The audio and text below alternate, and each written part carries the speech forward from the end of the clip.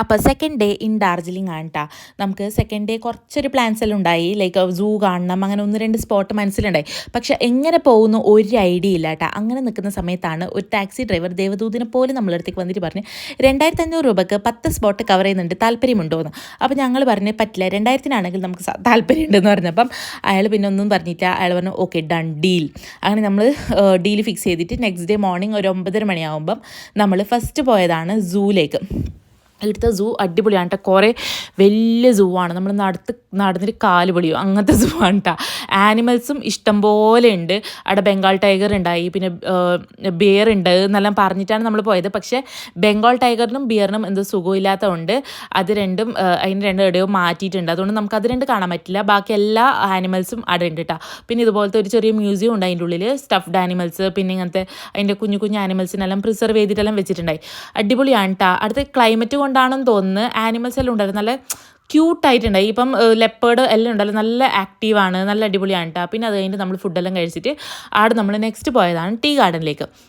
പിന്നെ tea garden ഞങ്ങൾ ഈ അസ്സാമിൽ താമസിക്കുന്നുണ്ട്. ടീ ഗാർഡൻ കണ്ട് മടുത്തുകൊണ്ട് അത് കാണാൻ വലിയ ഒരു എക്സൈറ്റ്മെൻറ്റ് ഉണ്ടായിട്ടാ. പക്ഷേ ഈ വ്യൂ നല്ലതായിരുന്നു കേട്ടോ, അത് പറയാണ്ടിരിക്കാൻ കഴിയില്ല. പിന്നെ നമ്മൾ ഡാർജിലിംഗ് ടീ ട്രൈ ചെയ്യണമെന്നുണ്ടായി. അതുകൊണ്ട് നമ്മൾ അവിടുന്ന് കുറേ സാമ്പിൾ ചായ കുടിച്ചിട്ട് നമ്മൾ ഒരു ടീ പാക്കറ്റ് നമ്മൾ വാങ്ങി.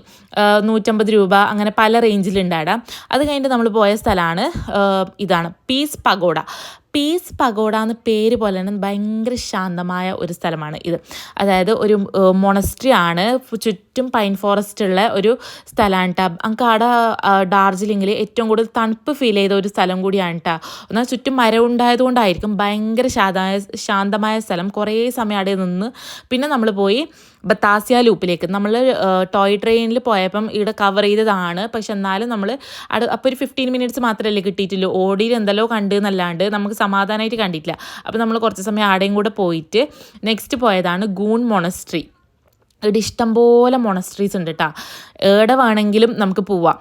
അപ്പം നമ്മൾ സെലക്ട് ചെയ്ത സ്ഥലമാണ്, ഡ്രൈവർ സജസ്റ്റ് ചെയ്തതാണ്, നല്ല സ്ഥലമായിരുന്നു കേട്ടോ. അത് കഴിഞ്ഞിട്ട് പിന്നെ വീണ്ടും ഒരു മൊണസ്ട്രിയിൽ നമ്മൾ പോയി, പക്ഷെ അത് തിങ്കളാഴ്ച ക്ലോസ്ഡ് ആയതുകൊണ്ട് നമ്മൾക്ക് കയറാൻ പറ്റിയിട്ടാ. ഇതിൻ്റെ പേരൊന്നും നമുക്ക് ഓർമ്മയില്ല കേട്ടോ. അത് കഴിഞ്ഞിട്ടുണ്ടല്ലോ നമ്മൾ റൂമിൽ പോയിട്ട് ഒന്ന് റെസ്റ്റ് എടുത്തു, ഫ്രഷ് എല്ലാം ആയിട്ട് നമ്മൾ വീണ്ടും മാൾ റോഡിലോട്ട് പോയെന്ന് വെച്ചാൽ ഫുഡെല്ലാം കഴിക്കാൻ നല്ല ഹോട്ടൽസും കാര്യങ്ങളും ആടെ ഉണ്ടെന്ന് തോന്നി. അങ്ങനെയാണ് അവിടെ പോയത്. അവിടെ കണ്ട ഇഷ്ടംപോലെ ചേച്ചിമാരിങ്ങനെ ചായ വിൽക്കുന്നുണ്ട്, നല്ല ചായ കേട്ടോ. 10 രൂപയാണ് ഒരു ഗ്ലാസ് ചായക്കുള്ളൂ.